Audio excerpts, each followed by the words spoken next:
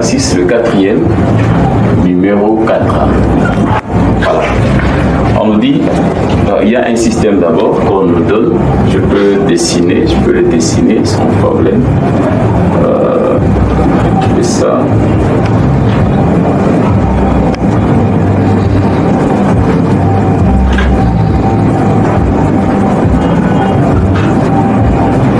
J'ai une force.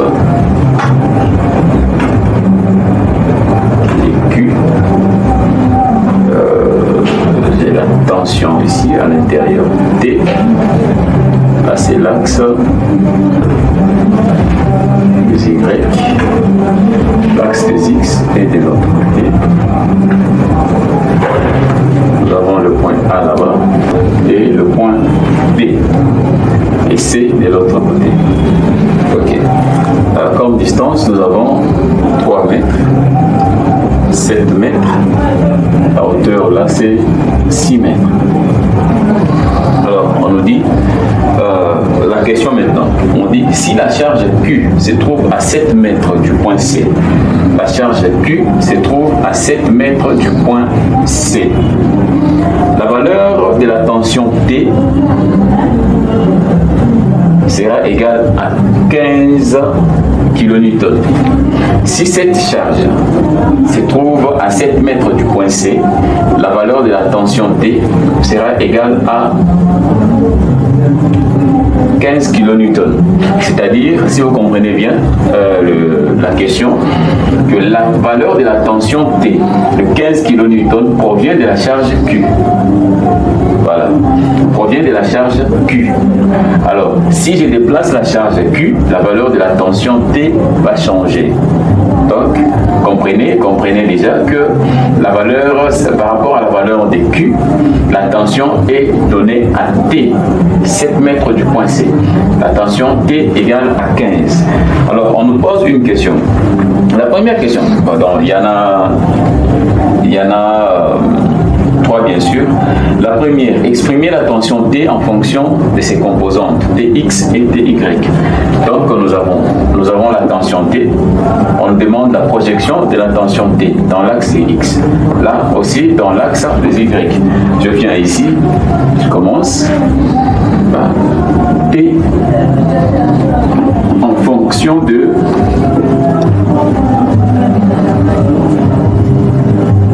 Tx et Ty. En fait, je vais calculer les composantes Tx, Ty. C'est la première question. Exprimer T en fonction de ses composantes Tx et Ty. Alors, pour faire ça, on doit commencer d'abord par calculer les angles, parce que ici nous avons les angles.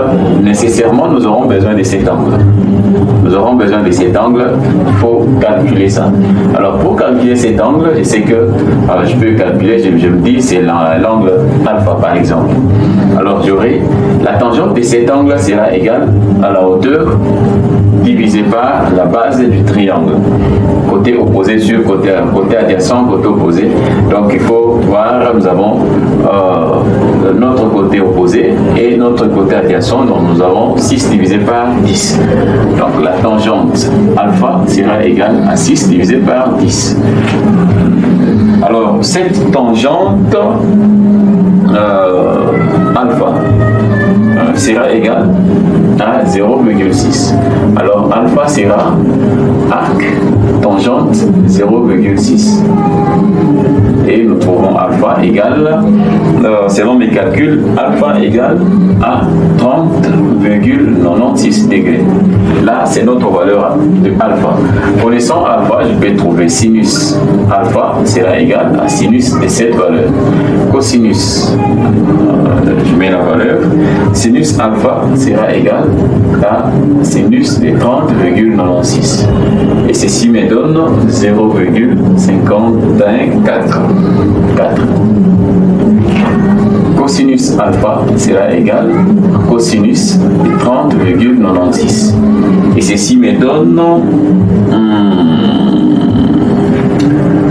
ceci me donne 0,8575. C'était des valeurs calculées. Alors, connaissant ces valeurs, je peux calculer maintenant dx.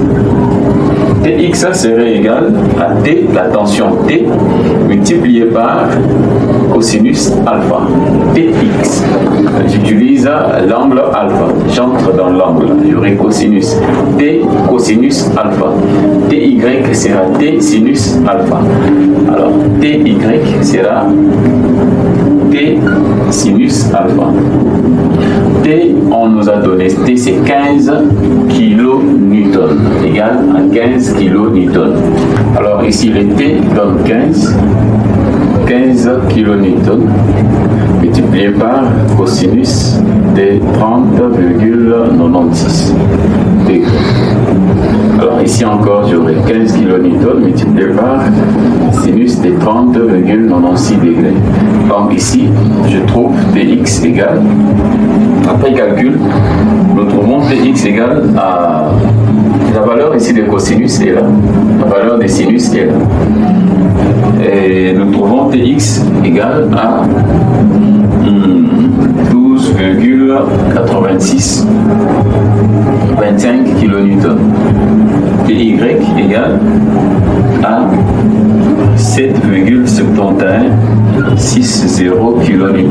Donc nous avons ces deux composantes de T comme tension dans les câbles. Alors, en dehors de ça, nous avons aussi, on nous a demandé aussi, au deuxième point, on nous a demandé les éléments de réduction du torseur T en A. Donc au point A, on demande les éléments de réduction de ces torseurs en A, torseur T en A. Donc je prends ceci, deuxième point, élément de réduction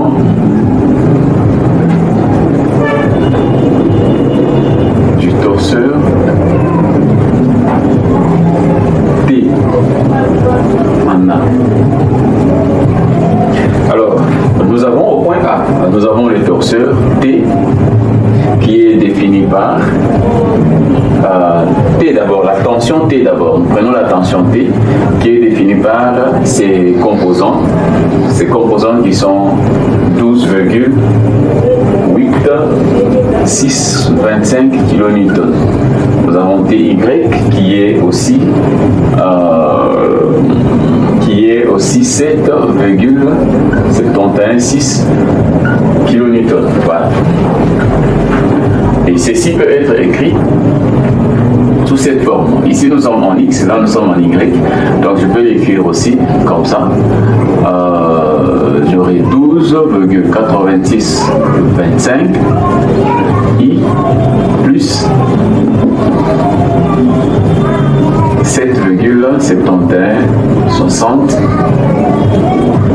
J. Voilà. Là nous avons la résultante de force qui est la tension T. Alors le moment aussi ne sera rien d'autre que 0 parce que le moment en ces points-là est nul. Le moment en ces points-là est nul au point A. C'est les torseurs au point A. Alors ceci me donne un vecteur qui est 0i plus 0j. Alors s'il faut exprimer les torseurs T, et là nous allons faire T torseur au point A ne sera rien d'autre que T, ça sera T et M au point A bien sûr. Alors ceci peut s'écrire de cette manière. T, nous avons les deux valeurs. Nous avons l'écriture X, Y, Z et l'écriture en fait X, Y, Z et L, M, N. Donc je peux l'écrire comme ça, 12,8625, là c'est X, Y, 7,7160, Z, 0. Comme composant de moment, nous aurons 0, 0, 0. et c'est ça notre torseur au point A. Donc le torseur de T au point A. Je crois que c'est tout ce qu'on a eu. Je crois le troisième et le dernier, c'est le transport. On demande de transporter les torseurs de la tension T au point C. Donc transport